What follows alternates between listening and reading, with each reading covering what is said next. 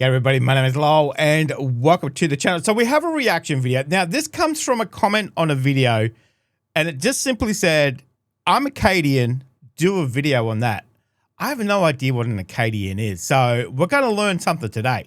So this is called Canada's darkest DNA secret, the Acadians. Now I'm hoping that's how you pronounce it. So otherwise, let me know down below. Now I have no idea. I've never heard of an Acadian before in my life. Let's have a look at this. Out of the shadows of medieval Europe, during a time of great exploration and upheaval, a group of French settlers embarked on a perilous and uncertain voyage to the New World. Why did they leave France? And how did they triumph against the odds to build a new life on foreign soil? The answers lie in a stirring tale of hope, survival, and sheer determination. The decision to leave France in the early 17th century was not one made lightly. For many, life in regions like Poitou, Normandy, Brittany, and Anjou was harsh and unforgiving. Peasants and farmers toiled under the grinding weight of feudal systems, with little chance of owning land or improving their station. Meanwhile, the wars of religion, decades-long conflicts between Catholics and Protestants, had left scars across the nation, destabilizing communities and creating tension even where physical violence had ceased. France was crowded, politically strained, and riddled with poverty. At the same time, the New World represented a dream, a place of opportunity where land was abundant and a person's station could be forged on their terms. King Henry IV and the French crown were keen to expand their influence overseas, offering incentives for settlers brave enough to cultivate distant territories. Though settlers' personal motivations varied, common threads bound them together: the promise of land ownership, freedom from the grind of European feudalism, and the chance to build something wholly their own. For those who took the leap, the risks were immense. Crossing the Atlantic in the 1600s was no mere jaunt. Ships were cramped, disease-ridden, and at the mercy of capricious weather. Many who boarded these vessels understood they might not survive the voyage. Yet for some brave and desperate souls, the chance to start anew outweighed the dangers. The journeys these settlers undertook were feats of sheer endurance. Their ships, sturdy but crude by modern standards, were equipped to carry supplies for months, but offered little comfort for the passengers. Men, women, and children huddled together in the ship's hold, braving storm-tossed seas and the constant dread of scurvy, fever, or shipwreck. Can you imagine 1600 in a ship going across the ocean? Crazy, crazy, crazy, crazy. When the settlers reached northern shores, what greeted them was not the promised land of abundance, but an untamed wilderness. They first arrived in 1604 at Ile Sainte-Croix. Wow. The winter of 1604 and 1605 was disastrous, scurvy killing at least 36 men. In 1605, the settlers moved to Port Royal, now Annapolis Royal, in present-day Nova Scotia in Canada. This area became the heart of what we know as Acadia. The term Acadia was first coined by the Italian explorer Giovanni da Verrazzano in 1524. Long before the first permanent Acadian settlement, he had given the name Arcadia or Arcadia in Italian. Acadia, with its rocky coastline, dense pine forests, and frigid winters, seemed like a challenge rather than a blessing. Yet hardship was something these settlers knew well. Survival was embedded in their DNA. Acadia's early settlers quickly realized they were not dealing with the mild Mediterranean climates they may have imagined. Winters in this part of North America were punishing, but the region itself brimmed with potential. The Mi'kmaq, the indigenous people of the area, played an indispensable role in the survival of their new neighbors. With their guidance, the French settlers learned to hunt, fish, and forage in ways that complemented their knowledge of European agricultural techniques. One of the settlers' greatest triumphs was their ability to adapt farming practices to Acadia's challenges. Using dikes and wooden sluices, they developed an ingenious system to reclaim salty marshland and convert it to fertile farmland. Crops like wheat and rye flourished, and soon the settlers were producing enough food not only to sustain themselves but to develop thriving trade networks. Unlike the centralized French colony of Quebec, Acadia grew in a piecemeal fashion, with small, loosely connected communities. However, this independence and the lack of direct oversight from the French crown allowed the settlers to forge bonds and traditions unique to their environment. They grew into a people set apart, defined by their pragmatism, resourcefulness, and the kind of communal spirit that hardship so often fosters. Despite the technical success of their settlements, Acadians were never secure in their foothold. Caught in a tug-of-war between European powers, they were pawns in grander colonial disputes. France and Britain struggled incessantly for dominance over the region, and the Acadians, knowing their precarious position, adopted a strategy of neutrality. This refusal to pick sides was born not of cowardice, but of necessity. Without military support or substantial reinforcements from the motherland, siding with one empire or another could have meant outright devastation. Their neutrality, however, was a double-edged sword. Neither the French nor the British viewed the Acadians as fully loyal, leaving them vulnerable to the whims of whichever empire claimed dominion.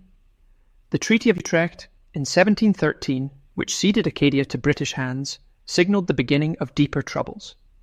This political shift set into motion future events that would tragically fracture the community. The seeds of what would become Le Grand Dérangement, the Great Expulsion, were already being sown. The founding of Acadia wasn't easy, but it was bold. These settlers, united by their courage and the burning need for a better future, left an indelible mark on the land. The communities they built were not merely trading posts or colonies. They were homes built on unrelenting determination and the refusal to be undone by adversity.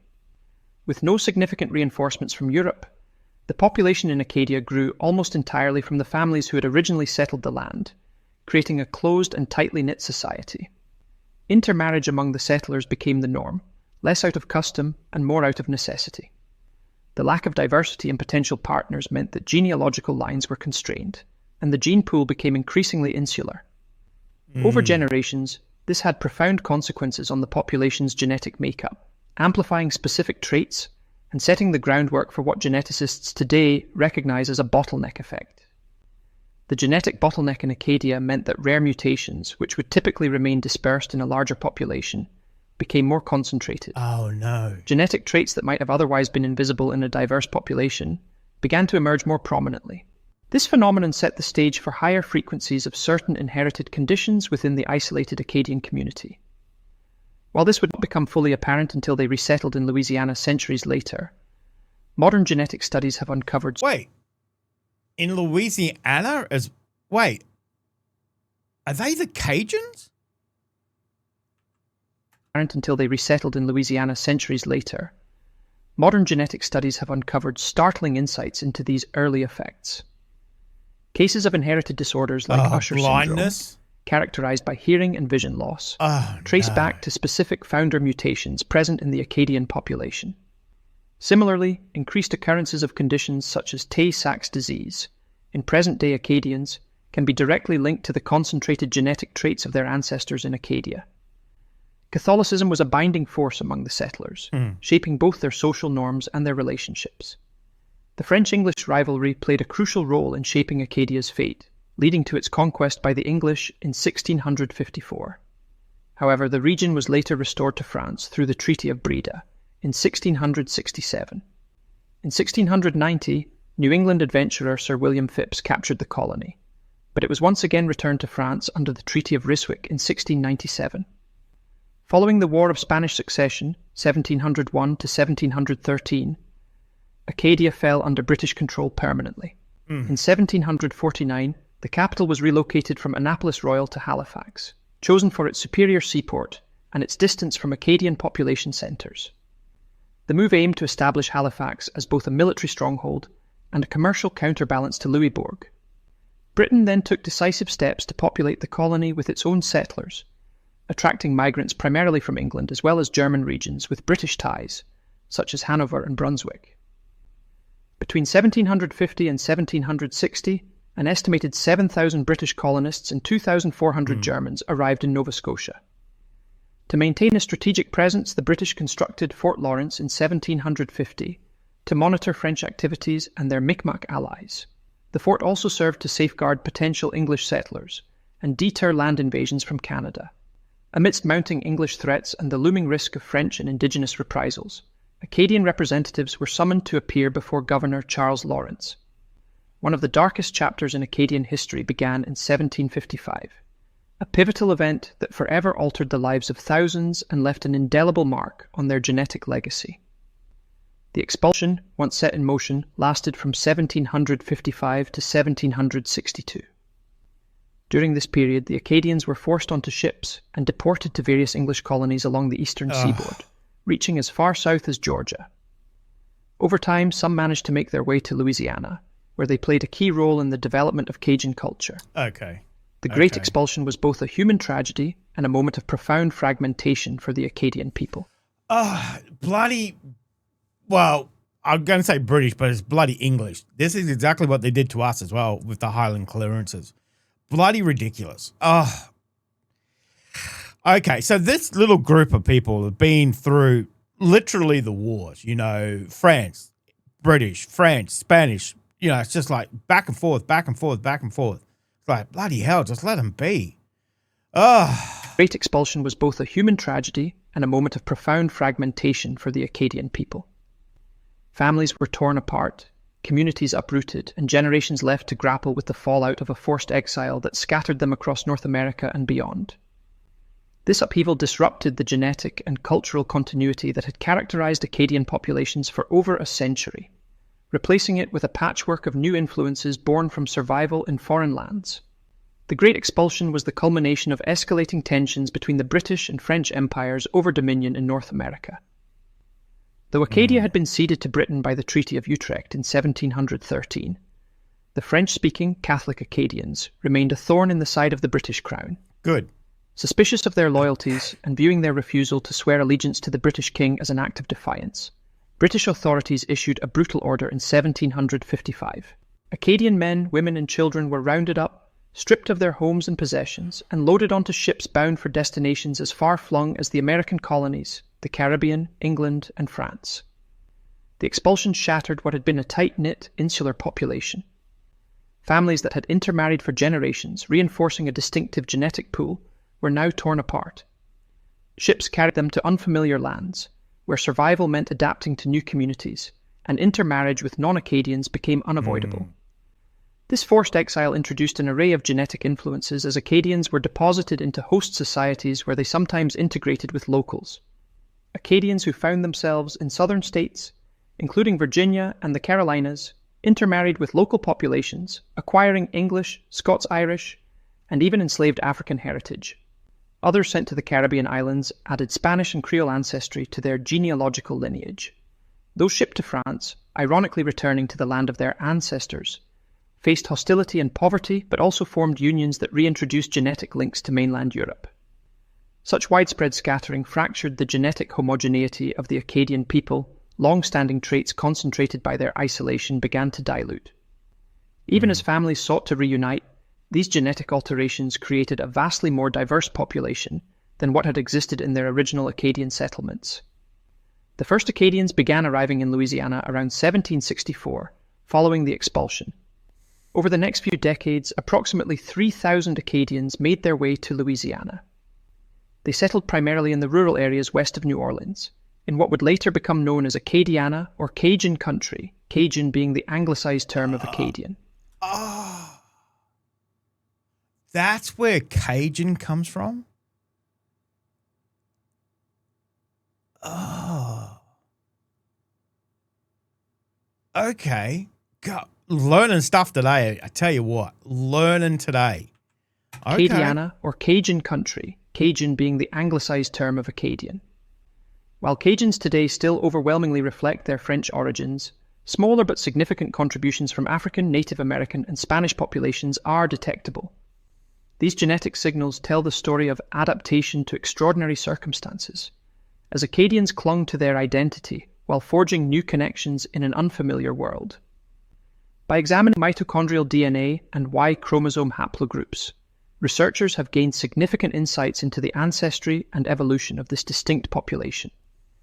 These haplogroups reveal not only their French Acadian origins, but also the genetic imprints of Native American, African, and Spanish contributions, showcasing the diverse pathways that define Cajun heritage.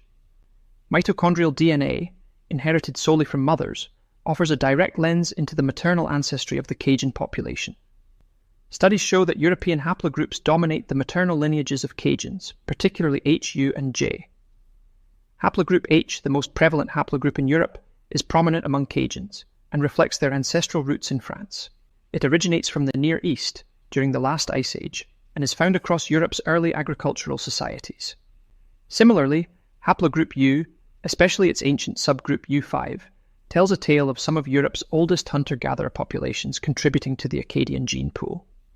Haplogroup J, which originated in the Middle East and expanded into Europe, further underscores the Cajuns' strong maternal ties to their European ancestors, likely the women who migrated to Canada as part of the original Acadian settlements.